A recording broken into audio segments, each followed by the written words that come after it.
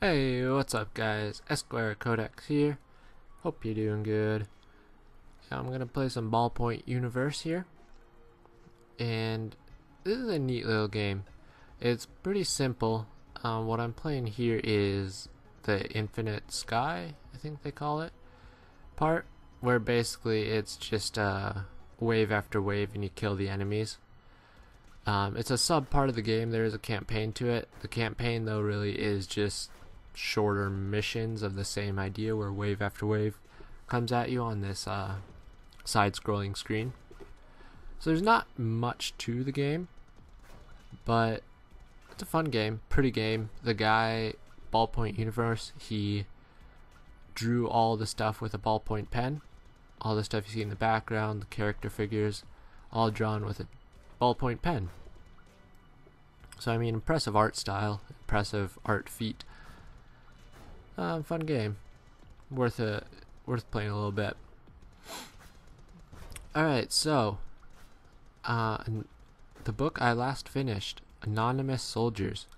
I think I mentioned that in my last video that I'm reading it. It's a dense book, heavy material. Well, heavy material in the sense that each page was packed. So Anonymous Soldiers is the subtitle is The Struggle for Israel, 1917 to 1947.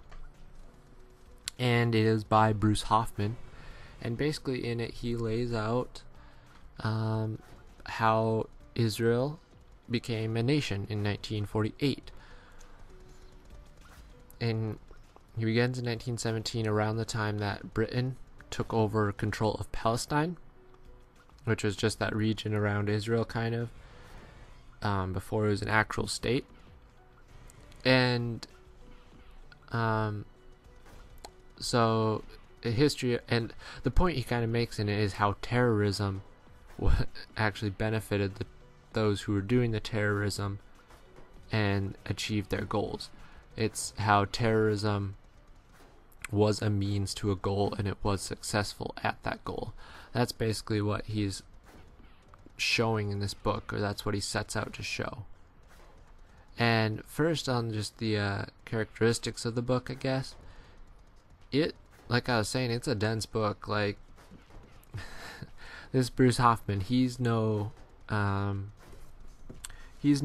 Sides, no Eric Larson, those people who write the nonfiction book in a beautiful way where it's like reading a novel and it's just interesting page turner. Great narrative.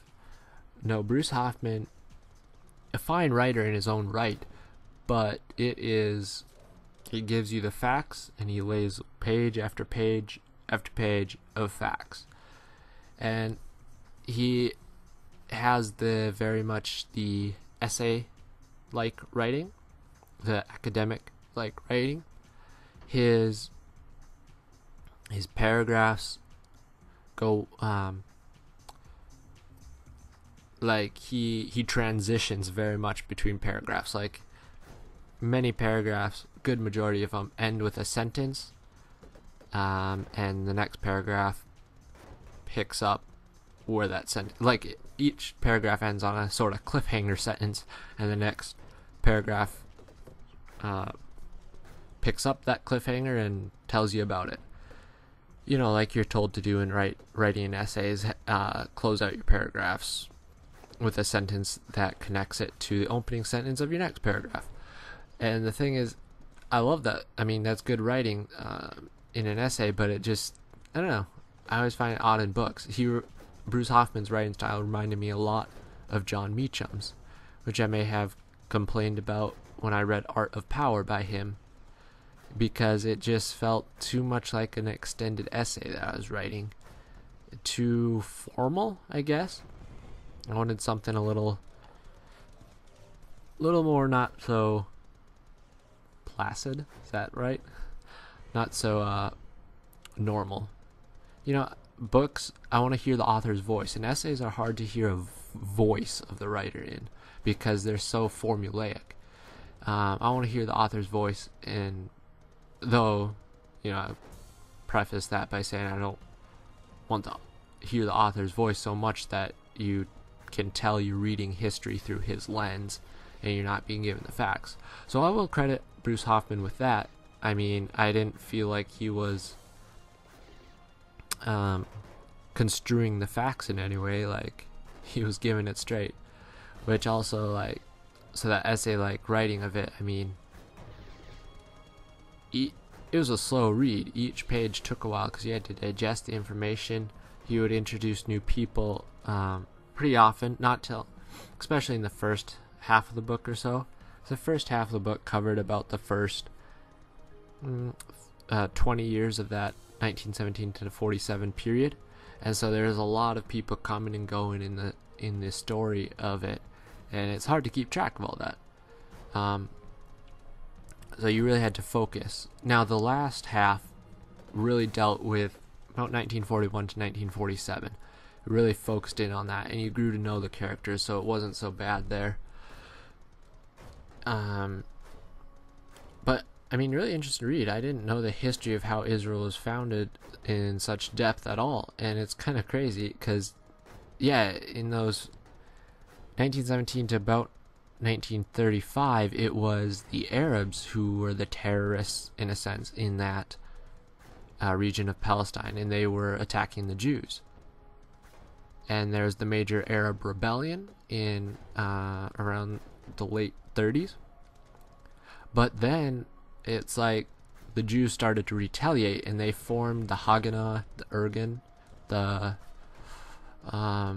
Lehi, sort of underground terrorist organizations, except they didn't retaliate or didn't fight against the Arabs necessarily. They were fighting British rule, and they were fighting British rule because they felt Britain was being unfair to them and more fair to the Arabs.